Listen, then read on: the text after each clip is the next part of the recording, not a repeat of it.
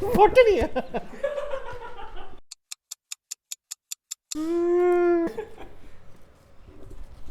Swear to God, if it's illustration. Illustration! Waste. We pick a random industry and a platform to develop ideas and fresh designs. There are no limits except the ones we place on ourselves. Welcome to Volume 1. Let's go! So what I needed to do was pick a topic under botany and bring in some focus. And while browsing, I came across this interesting video on National Geographic about mushrooms. So mushrooms have existed for millions of years, and there are many different species of mushrooms. And due to their benefits, they are used in the food industry, textile, material, biofuel, packaging, and even medicine. In the beginning, the makeup of these mushrooms made me want to combine it with architecture to see what a mashup of both would look like. And this was purely for aesthetic reasons, up until I came across mycelium.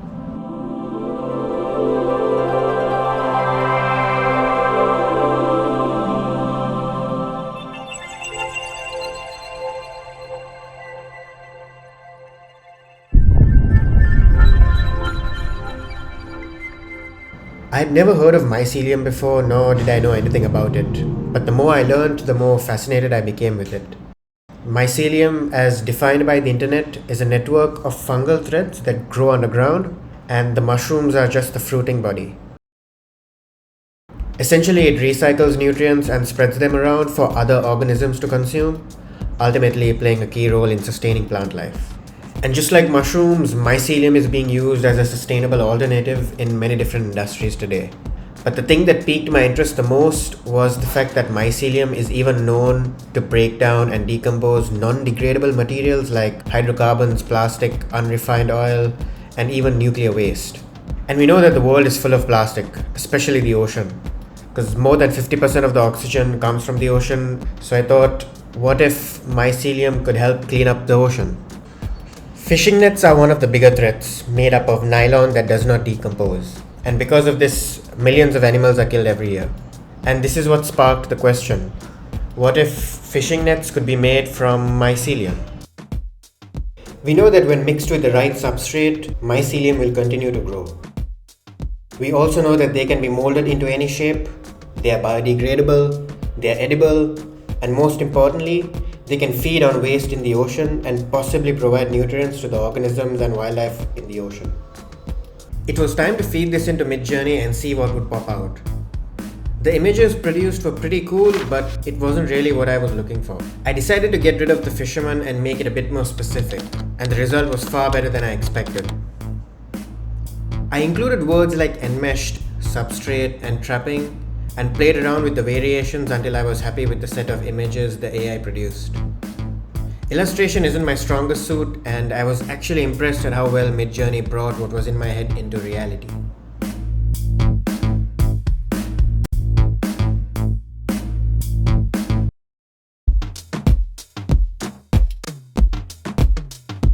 I was wondering where you'd go from when we chose botany and illustration.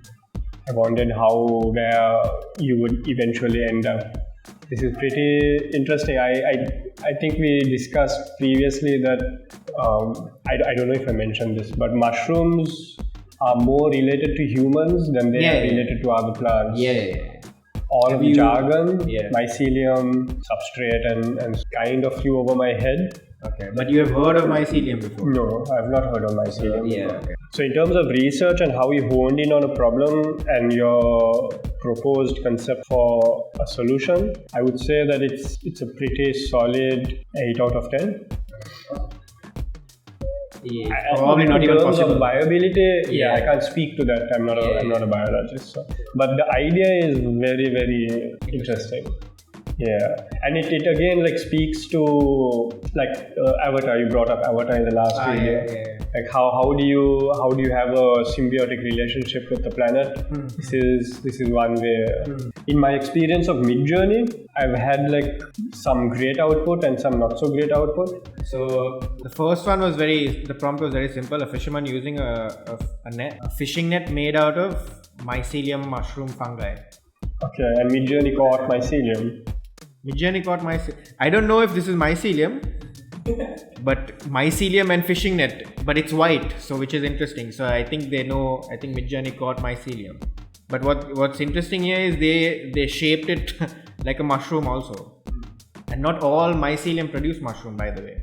But one of the other reasons why I chose Midjourney was because I didn't really know how to illustrate a fishing net. So, which is why the AI, what it spat out was very, very visually very cool.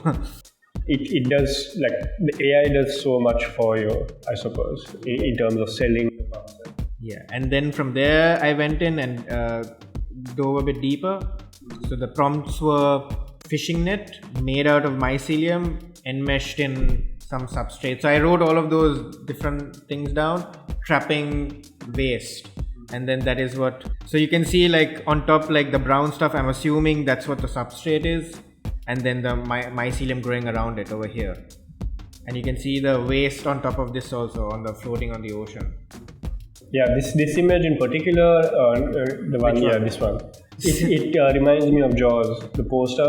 It's evoking the same sort of scary, like it's like a big mouth coming to eat you. See two eyes also. Kind of, it's like the protector of the ocean almost. Yeah.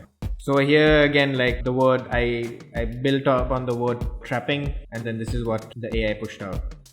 So in terms of art direction, I think using Midjourney was a smart choice. Yeah. So if this were a live project, you could pass all of this communication on to a professional illustrator, and they would have so much material to work off of. Yeah. And I would give it a solid 8.5 out of 10. But viable and effectiveness, of course, needs far more. Yeah, research. let's give that a question mark.